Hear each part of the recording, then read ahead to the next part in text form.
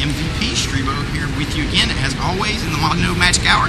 This time around, we've got a very special edition for our interviews. This is the guest blog edition for Dr. Geoff Klock, writer of How to Read Superhero Comics and Why, which if you want to understand how superhero comics work, how they should be written, where they need to go in the next 10 to 20 years, Dr. Geoff Klock is the one that's going to tell you. This segment is a continuation of our MVP interview with Mr. Matt Fraction, and these questions were brought up for me by the kind Dr. Klock and the guys that attend his blog, and I appreciate them taking the time to come up with those. Hey, look, guys, I got a Casanova shirt. Check it out. It's black on black. Isn't Matt brilliant? But anyway, hopefully you guys will enjoy this section, and I'll see you back on the blog. And if you don't know who Geoff Klock is, pop on over to his blog at this address here. Talk to him. The guy's great. Loves comics, loves movies, loves TV, and loves telling people about it. So, we'll see you. Enjoy. Oh, you can hold it up. Oh, nice. Hey, look at that. It's by Geoff Klock. That is my dog-eared copy. He doesn't look like that anymore. No, he doesn't. I asked Geoff to help me come up with a few questions for you, and the guys on his blog were super punky, happy. hip, urban Geoff on the back. This isn't not representative Geoff these days. Geoff is a much more studious, responsible adult than this hipster dreamboat on the back of this fine book. Wow, you really read the shit out of this. Hey, Geoff picked my brain on that. I mean, I think everybody who loves comics, who wants to write comics, who wants to write superheroes specifically, like it's should the read. Great Gatsby. Except it's great. Your credit card applications. That's awesome. Jesus. All right. Geoff Klock says, one thing I'd like to ask is how the birth of his son has affected his comic work, both in terms of finished product and also working habits. In terms of finished product, I don't know. It's a little too early to say. It's 9 months. I don't have perspective on the event yet. Working habits, it's sort of pushed me to my natural schedule, which is to say nocturnal. And I write overnight now. And basically, I'm up basically until the sun is up, and then I crash out until mid-afternoon and get up and play with occupy the baby through the afternoon and then through dinner. So in terms of working habits, it just made me write later, but that's always been where my natural tendency is forward. Okay. He said he'd like to hear your opinion on Final Crisis or the end of Astonishing X-Men. I thought the first issue of Final Crisis was a bummer, and a murkily told bummer, and I haven't read, but it's the first issue, so it's unfair to talk about. It's unfinished. And you know, trust in Morrison. The end of Astonishing X-Men I haven't read yet. Because of the baby, I tend to not read very much anymore, so I have piles of stuff I haven't read, so I can't speak to either. I wish it hadn't taken like 5 years for that run to come out. I think the pacing of that story demanded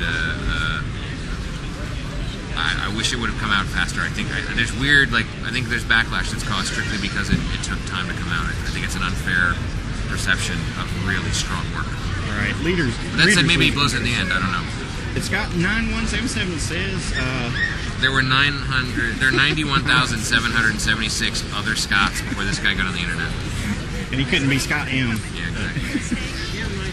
He says, what most appealing about the medium of comics itself, and how do I use its unique features to my advantage? Like that's that guy a good says. question. That's a story problem. That's an essay question. Most appealing about the medium of comics is that there's words and there's pictures, and between the two there's a third stream of data that the reader provides, and it doesn't allow for passive consumption. How do I use its unique features to my advantage? I don't know. I hope I don't know. I don't think that's for me to say. I don't know. That's a big question. I don't know how to answer. If that was in an email, it would take me 3 weeks to respond to it. Brad, it's a great question. I'm always interested in questions about the process. What point in the scripting process do you begin working with the artist? Does the change depend on the artist? How much collaboration occurs after the final script is handed off? And do you prefer more control over the final imagery, or to let the artist sail the ship? what point scripting process begin working with the artist? If I know who's going to do it before, I'll talk to them and just kind of I try to do it as early as possible. Does that change depending on the artist? Not so much the artist, but more the schedule. The vagaries of publishing are strange. How much collaboration occurs after the final script is handed off? It all depends.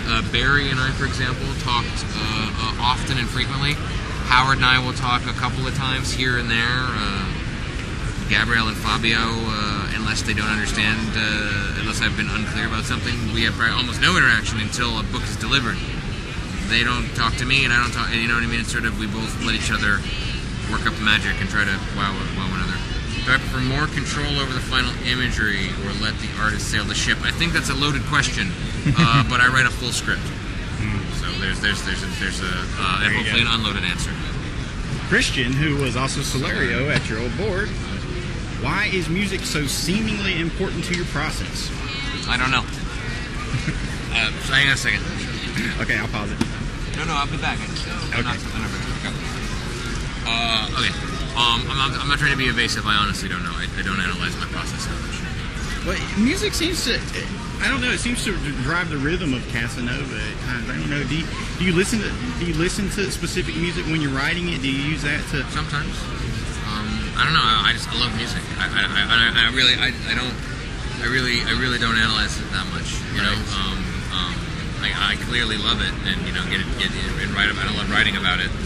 Maybe that's it. Maybe I'm a frustrated rock journalist on some level, but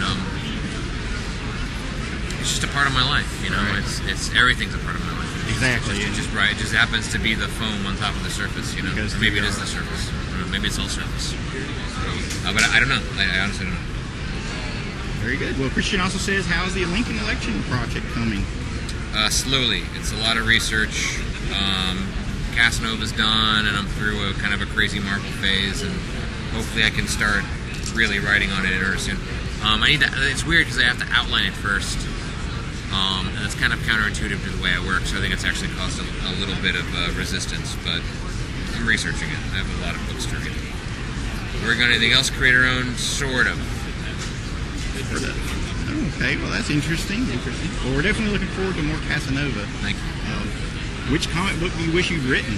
And I'm not thinking around now. Fear Agent, Scalped. It wasn't short stuff. I liked Ivan's short stories, I think, almost more. Some of the Ivan Brandon short stories in 24/7, the 2 volumes that Ivan wrote, I thought were just spectacular use of the short form. Harold Sipes and Hector Casanova's Screamland. And then most recently, Freddie and Me, which I couldn't have written, but I loved it. Those are a handful of books that I've really loved. I've been envious as a books that I see that I know I couldn't have made myself, and it makes me jealous in some way. Excellent. What was the defining moment that made you go, I want to write comics? I was waiting for a valet to bring me and Shelton Drum's van around after a show in New York, and we were going to drive back to Charlotte. Well, there you go. And I looked at him and I said, I'm going to write comics one day. And he went, all right. And then the van came around and we drove. Not even kidding, in Shelton. I believe you. What video games are you playing at the moment? I'm not really. Grand Theft Auto, just because it's sort of what everybody's playing. I mean, playing implies that I'm any good at it, but it's Grand Theft Auto 4 is sort of the big winner right now. I'm surprised you guys don't ever get on City of Heroes and do a thing, but anyway. Nobody, it's on behalf of us are Peace or Mac guys. Right, okay. Corey Waits. How are you, sir? Here, I'll pause it. Good. Thanks for this for his blog about magic in comics. At one end, we have Grant Morrison and Alec Moore, who have publicly declared themselves to be practicing magicians. At the other end, we have writers like Warren Ellis, Neil Gaiman, and others who discuss real magic in their comics from a fictitious yet seemingly knowledgeable point of view. Where do you fit in all of this? Can we count you as a chaos magician? I can make cards disappear. And I have a fake thumb tip.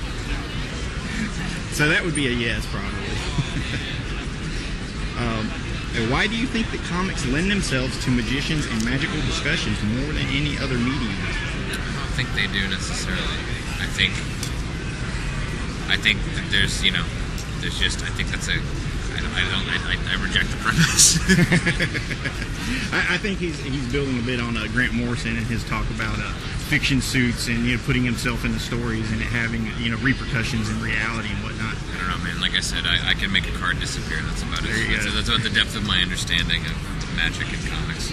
I actually teased Geoff Klock about you putting him in Casanova and killing him, and that wasn't him. That was Klock him. That wasn't him.